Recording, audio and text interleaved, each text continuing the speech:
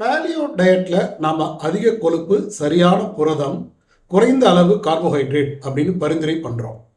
இதனால என்ன நடக்குது அப்படின்னா, நம்மளுடைய ரத்த சர்க்கரை அளவுகள் உயர்றதே கிடையாது. புரோட்டீன் மூலியமா கிடைக்கிற சர்க்கரை கூட ரொம்ப மெதுவாக கிடைக்கிறதுனால ரொம்ப மெதுவாக தான் சர்க்கரை உயரும். உயரும் அப்படின்னா சர்க்கரை வியாதியை கொண்டு போய் நிறுத்துற அளவுக்குலாம் உயராது.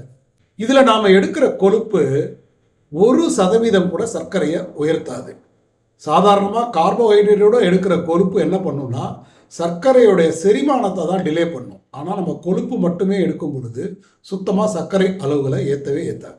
அதனால தான் நாம் சொல்கிறோம், type 2 diabetes, insulin resistance diabetes, கணையம் நல்லா தான் வேலை செஞ்சுக்கிட்டு இருக்கு, ஆனால் இன்சுலின் ரெசிஸ்டன்ஸில் இருக்காங்க அப்படின்னா அவங்க பேலியோ டயட் சரியாக ஃபாலோ பண்ணும்போது அவங்க சர்க்கரை வியாதி முற்றிலுமாக கட்டுக்குள்ளே வந்துடுது.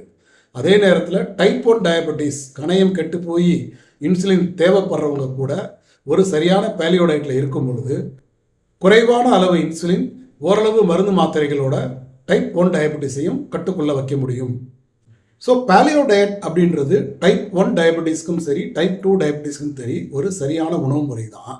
இதில் போனஸாக என்ன நடக்குது அப்படின்னா, நமக்கு சரியான ஒரு எடை இழப்பும் நடந்து ஒரு ஐடியல் வெயிட்டில் நம்ம வந்துடுறோம். உடலும் நல்ல பொலிவோட ஆரோக்கியமாக அழகாகவும் மாறிடுது. அடுத்த வீடியோவில் இதற்கான இரத்த பரிசோதனை என்னென்ன, ஏன் பண்ணணும் அப்படின்றத பேசலாம்.